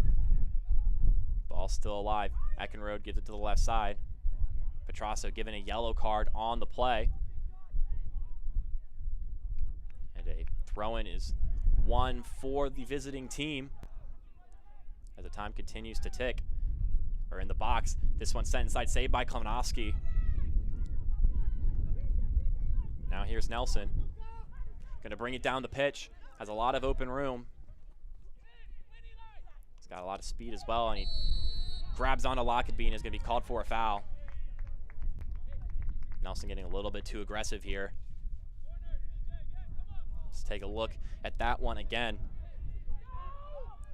Nelson just bringing it down the pitch and gets all over Lockerbie's left shoulder and kind of pulls him to the ground. Meanwhile, it's worth noting that Toronto's almost at 62% of the ball here and are still finding themselves trailing. Quite the accomplishment by this Richmond side. A big defensive effort for Richmond as Akinola tries to enter the box. Akwe is able to steal the ball away and clear it out. And Toronto's going to quickly reset. You know, through this span of time, even though Richmond hasn't been able to get a lot of wins, Coach Bielo said that their defending has been real good recently, and Their last game against Orlando, they only allowed 3 shots. And they've been challenged here today, but they've got a corner kick here. Nelson sends it inside. He's got a head on it, but it's going to be wide right. Romeo unable to really get his forehead in for a shot. We'll take a look at that one again. Nelson gives it to Romeo, and he just grazes the top of his head, unable to quite get it on. And time is starting to run out, and you can tell Romeo regretting that one, but he's going to have to forget it quickly because they're going to need to reset and attack once again. Got about a minute and a half left. Okello gives it to Hundal. Hundal brings it into the box. And it's going to be a goal kick, another opportunity lost. Once again, Toronto is 4-0-3 at home. They have not lost this year. Meanwhile, Richmond away from home are 1-5-1. This would be their second road win of the season. If they are able to pull this one out,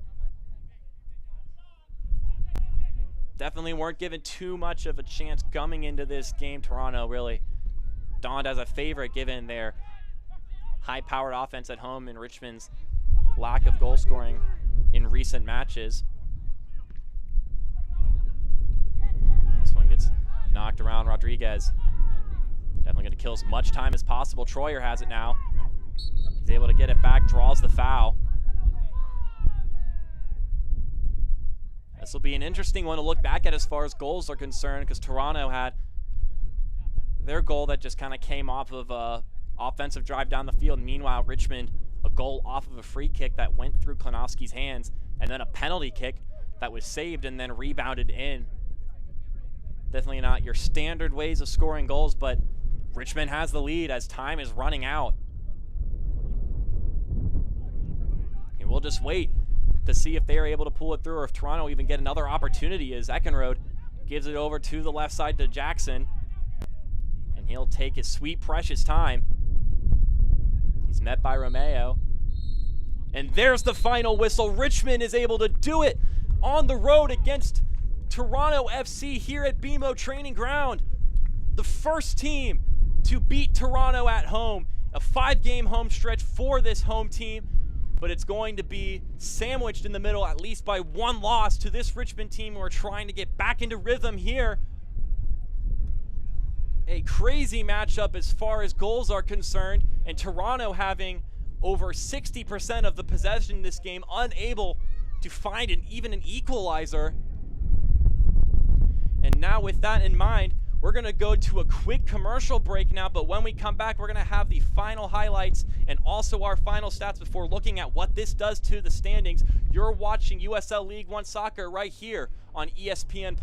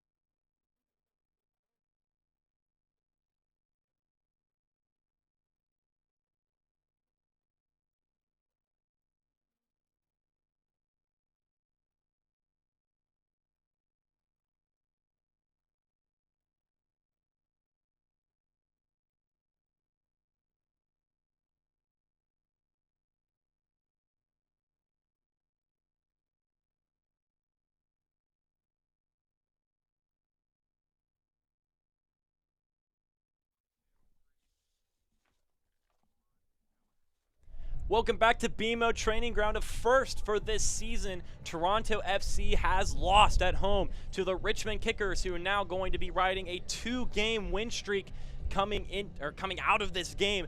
To be exact, we see Tariq Mohammed there, who's going to have to be one of the many players who have to deal with this loss here today, being the first of the season here in Canada. As we now take a look at some of the highlights from this game. It was quite an interesting one. One would say it was a pretty bizarre game, to say the least. First off, we got this first goal by Toronto. Petrasso sends it inside to Akella, who then sets it up, and Serval is able to collect it on the left side and just punch it away with a shot off the turf. Just some good touches here. Toronto had the lead early and thought maybe this would be another game where they could just take advantage and take the lead, but Joe Rice there, pretty frustrated in his starting debut for the team. Got some time last week, but really this first start in USL League One, but he would have his redemption throughout this game, not allowing another goal. Meanwhile, Klonowski has a mistake of his own, that now being called an own goal after it just slipped through his hands off the free kick. Thompson, not sure if that was a shot or if that was meant to just be a setup inside for Akwe, but one way or another, it was a goal. And then here we have Gallardo, who gets fouled from behind by Mohammed. Pretty bummed out by that event. But at first it looked like Gallardo was unable to get the goal, but he's followed up by his teammate Hughes to give this team the lead here. Klonowski got the save and jumped the right way, but he punched it right back into the center of the box, and Hughes wasn't going to forgive him for it. And then Jackson got subbed into the game and immediately had an offensive opportunity. He wouldn't have too many more like that, but as the game wore on, it'd be less about offense and more about just running the clock out. As we look at these stats, I mentioned 61% of the ball was in Toronto's possession, and they also were just knocking on the attacking third almost the entirety of the second half. Had 12 shots. Richmond also had 12 shots on this game. They just weren't able to create opportunities despite having the ball that much. And the shots on target fairly similar in the foul game, just a little bit more Toronto fouls than Richmond fouls, but in the end, Richmond's defense was able to just buckle down and keep them out of the goal. Meanwhile, Joe Rice was able to get a couple of saves, a couple on corner kicks, saved a great Luka Petro shot. But overall, Richmond is able to come away with what many would consider an upset. Now let's take a look at these standings here. Let's look at Richmond kind of entering back into the race here. They're at the bottom, still in 9th place, but Toronto has now welcomed Tucson to leap them tomorrow in their game against Chattanooga, which will be a very big matchup now. Both teams really fending for one of those last playoff spots, and Toronto really needed to continue to do well at home in this stretch and have allowed other teams to really take their place. And Richmond Kickers just... And with that in mind, I'd like to thank you all for watching.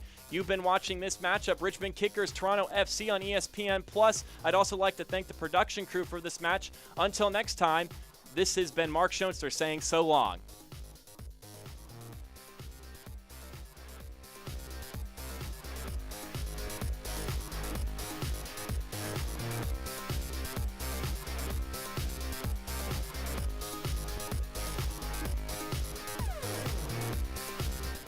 This copyrighted telecast of the United Soccer League League One cannot be retransmitted, rebroadcast, or reproduced without the expressed written consent of the United Soccer League League One.